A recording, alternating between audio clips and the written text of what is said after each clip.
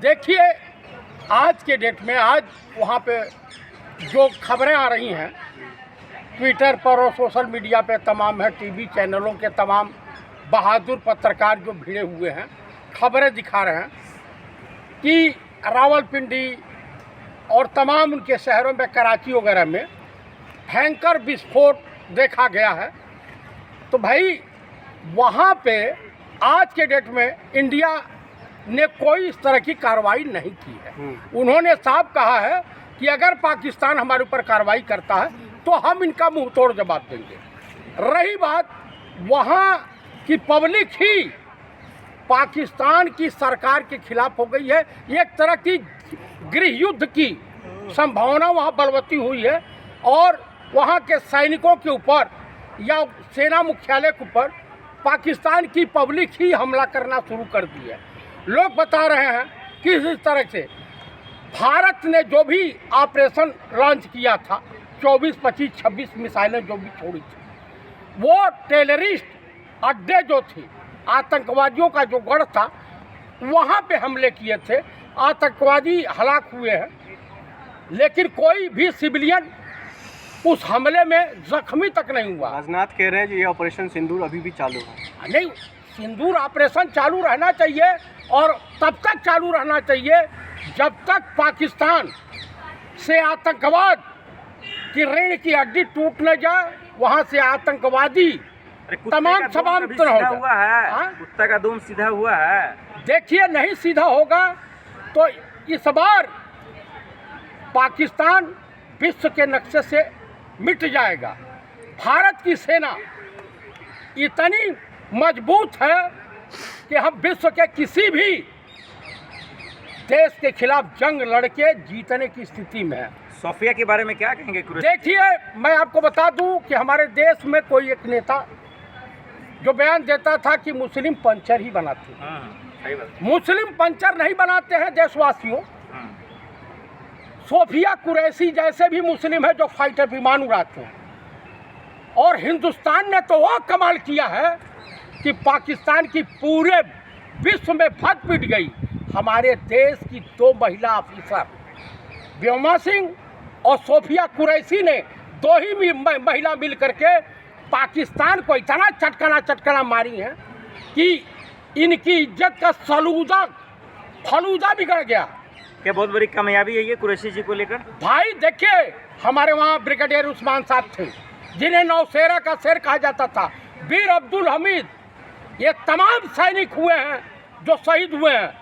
ये दिखा दिया सेना के शौर्य और पराक्रम ने कि भारत देश हमेशा सेकुलरिज्म का पक्ष धर रहा है, सोशलिज्म का पक्ष धर रहा है।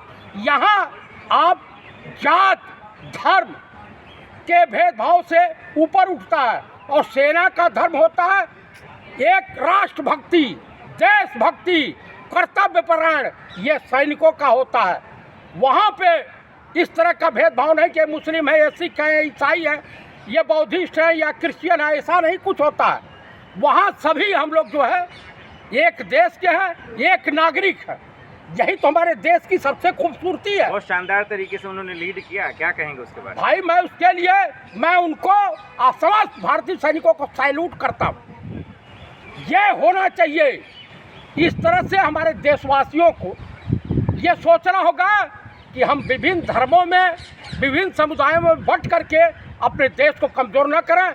नफरत के बाजार में मोहब्बत की दुकान खुल चुकी है। सेना ने सिद्ध कर दिया है कि इस तरह की भावना अगर हर हिंदुस्तानी के अंदर रहे तो हिंदुस्तान को पाकिस्तान जैसा कुकुर मुल्क आंख नहीं दिखा सकता है। मैं आपको दावे के साथ कह सकता हूँ। लेकिन वो कौन लोग हैं फिर जो मुस्लिम समुदाय को आतंकी बताने की कोशिश कर रहे हैं भारत में? भाई, इस देश में बकलोलों की कमी नहीं रही है। ये काम केवल जो है इस देश में नफरत किसी ने फैलाया है तो एक समलैंगिक संगठन है, वही एक काम किया है कि और देश के नेता प्रतिपक्ष माननीय पंडित राहुल गांधी भारत जोड़ो यात्रा के दौरान उन्होंने नारा दिया था कि हम तो नफरत के बाजार में मोहब्बत की दुकान खोले हैं। जिसको आना है आवे, जो मोहब्बत का पसधर है, अपने मुल्क से मोहब्बत करता है, अपने देश से वो मोहब्बत करता है, अपने देशवासियों से मोहब्बत करता है, वो इस यात्रा का और इस समाज का हिस्सा बने।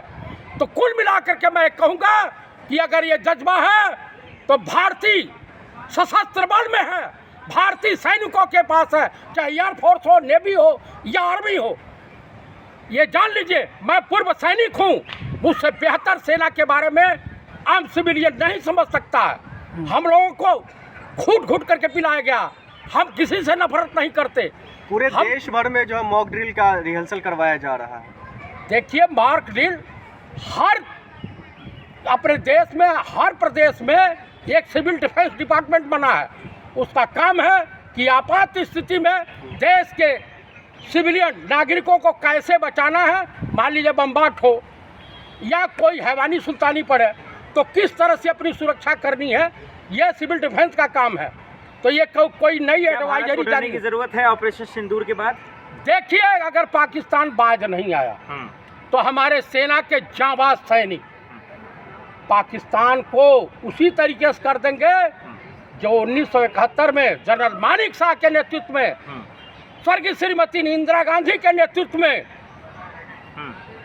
शाम को डॉक्टर आया, कहा मैडम मुबारक हो, बांग्लादेश पैदा हुआ है। तो विभिन्न टुकड़ों में पाकिस्तान तब्दील हो जाएगा। अभी क्या जो है एक्युपाइड पीओके है, ये भी भारत से सहयोग मांग रहा है कि हम अलग होना चाहते हैं। तो कुल मिलाकर के वहाँ के जो पठान वगैरह हैं वो सब बगावत कर गए। दरअसल क्या है, पाकिस्तान की माली स्थिति बहुत ख़राब है। ये जनरल मुनीरवा है।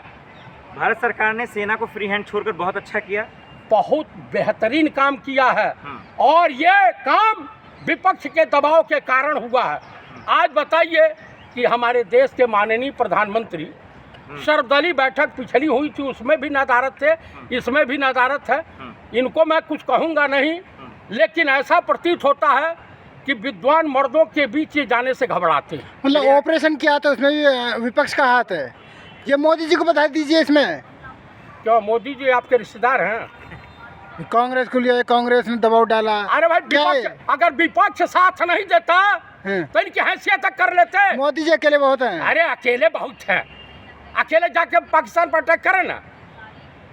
इस देश की संप्रभुता, इस देश की अखंडता, इस देश के तमाम नागरिकों की जिम्मेदारी है।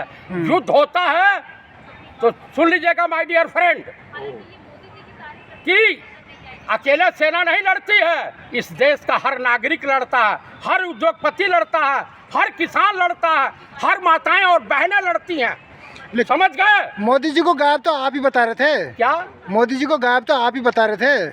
अरे मोदी जी को गायब, हाँ। आप बताइए, पर्दे के पीछे आदमी छुपे हुए हैं, वो पता नहीं चाहे वो जो है देशवासियों के सामने प्रकट नहीं हो रहे हैं। क्या कारण है, क्या रीजन हो सकता है?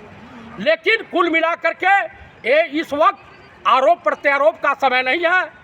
ये आरोप प्रत्यारोप बाद में होता रहेगा, लेकिन इस समय देश की अस्मिता का सवाल है।